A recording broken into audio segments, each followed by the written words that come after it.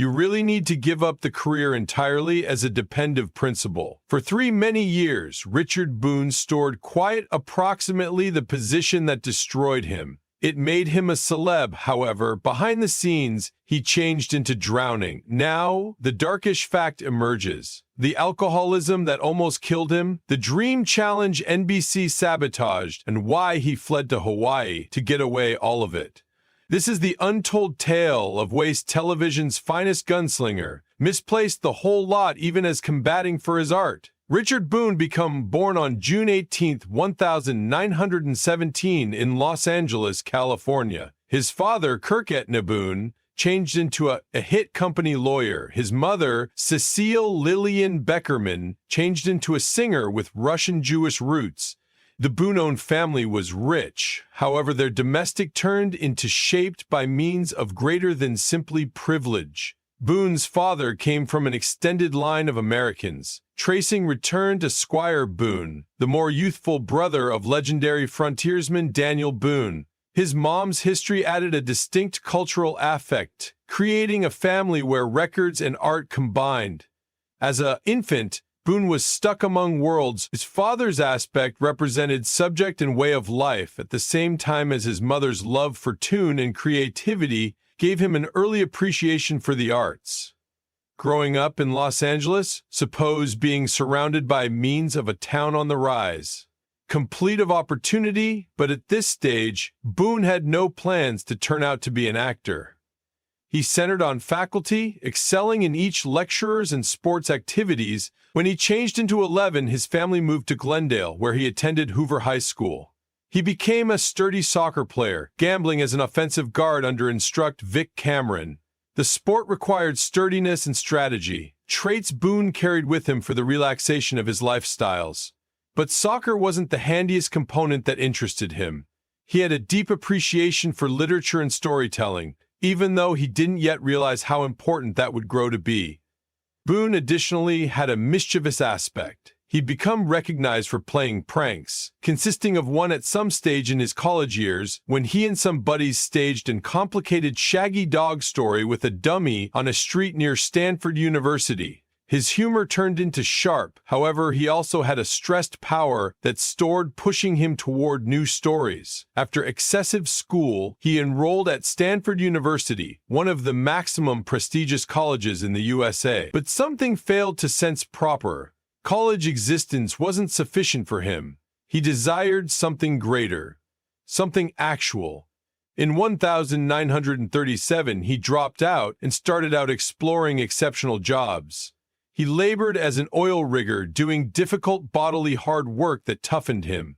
He tried his hand at painting and writing. He even took up boxing, moving into the ring to test his persistence and power. Then came World War II. In 1941, Boone joined the United States Navy. He served as an aviation ordnance man and a tail gunner on TBM Avenger torpedo bombers.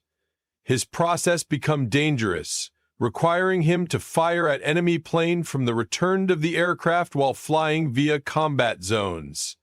He spent 4 years within the Pacific Theater, stationed on 3 unique ships. The war examined him, shaping his attitude on lifestyles and approaches few may want to recognize. The conflict was at the back of him, but the destiny changed into unclear. Like many veterans, he needed to begin over. The GI Bill gave him that chance. It protected training for returning infantrymen, beginning doorways that after regarded out of attain. Boone chose acting. He enrolled at the Actors Studio in New York City, an area recognized for education some of the high-quality actors inside the country. He studied beneath Sanford Meisner, a trainee who believed acting wasn't about memorizing strains. It became approximately reacting, feeling, and making each moment actual. Boone embraced that idea. He labored hard and evolved a methodical fashion that made him stand out. He didn't just focus on acting, he additionally trained in movement with Martha Graham, one of the maximum reputable choreographers of the time. Every lesson brought something new, shaping the performer he might come to be. Without the GI Bill, none of this would have been possible. It failed to simply pay for his training, it gave him a route forward, turning a veteran into an artist. By 1947, he became equipped for the level. His Broadway debut got here in Medea, a revival of a Greek tragedy. The manufacturing was a major occasion, directed by way of John Gielgud and starring Judith Anderson, one of the best level actresses of the time. The play opened on the National Theatre earlier than shifting to the Royal Theatre. It ran for 214 performances, a lengthy and a success run. Boone performed a soldier. It wasn't a main position, however, it positioned him in the center of a powerful production. Anderson's performance changed into severe. She even received a Tony Award for it. Sharing the stage with actors of that quality became a top-notch learning experience. For Boone, it became evidence that his hard work became paying off. His subsequent big step got here in 1948 with Macbeth. This position proved he ought to take care of Shakespeare, one in every of the most important demanding situations for any actor. Then, in 1950, he appeared in The Man, a Broadway drama directed via Martin Ritt. The play explored morality and human war, subject matters Boone would often revisit in his later paintings. It ran for 92 performances and gave him another chance to paintings with respected artists. Richard Boone's Hollywood journey commenced in 1950 whilst he signed a 7-year contract with 20th Century Fox. Moving from Broadway to the big screen changed into a primary step, however. Boone had the presence and intensity that made him stand out.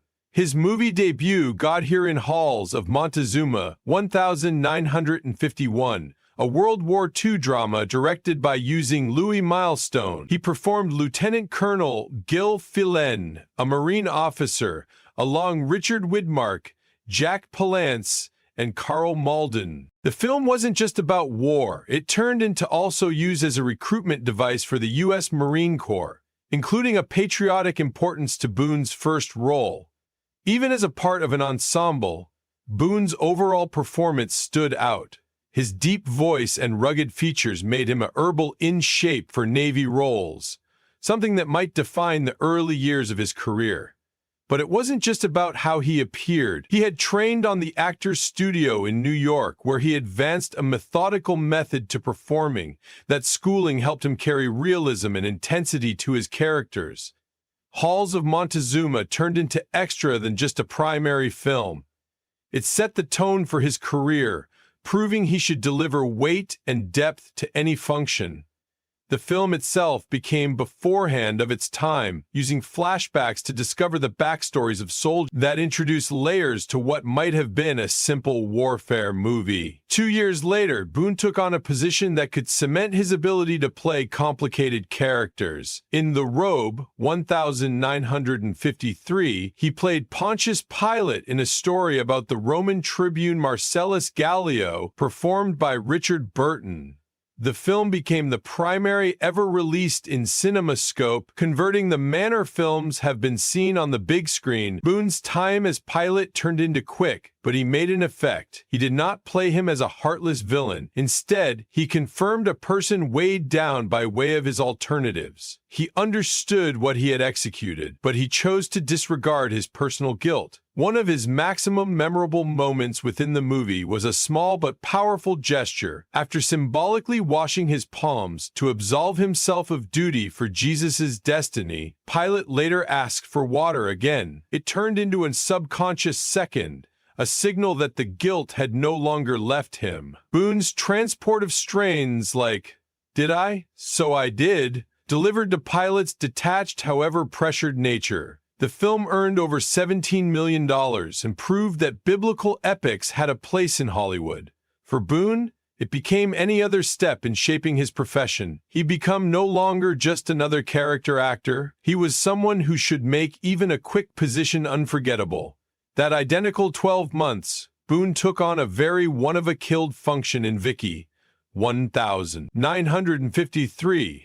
A darkish and unsettling movie noir. He played Lieutenant Ed Cornell, a detective investigating the homicide of a growing version named Vicky Lynn. But Cornell changed into not a normal detective. He had become obsessed. Boone's performance made him each terrifying and fascinating. He wasn't just solving a case. He had a private fixation on Vicky that made the story feel more like a psychological thriller than a homicide thriller.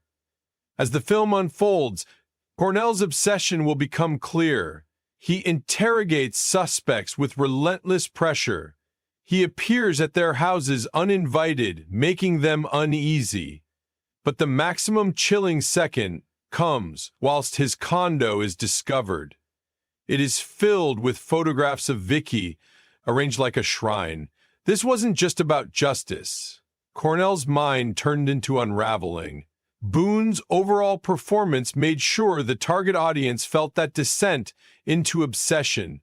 Vicky became extra than just against the law film. It changed into a take a look at of a man losing manipulation. Boone constructed his career on roles like these. He never played simple heroes or villains. He played men who carried burdens, made hard choices, and regularly struggled with their own morality. His deep voice and brooding presence made him stand out, but it became his capability to bring complexity to each character that made him unforgettable. Richard Boone's time on Medic wasn't just some other acting job. It became a turning factor in his profession and a bold step for television. The display aired from 1954 to 1956 on NBC.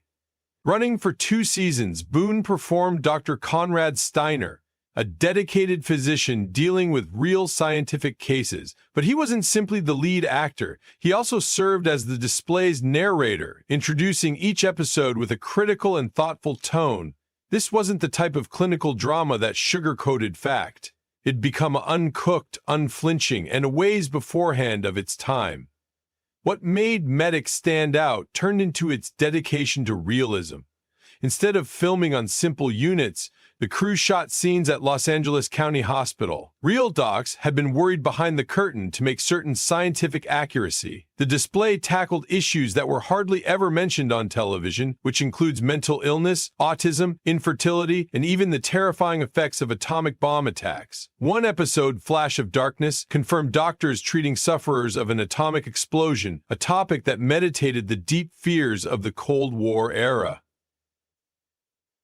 Boone's performance as Dr. Steiner introduced the display's credibility. He played the role with quiet strength, making the target audience consider in each his medical skill and his compassion. The first actual episode, White is the Color, instructed the heartbreaking story of a pregnant lady recognized with terminal leukemia.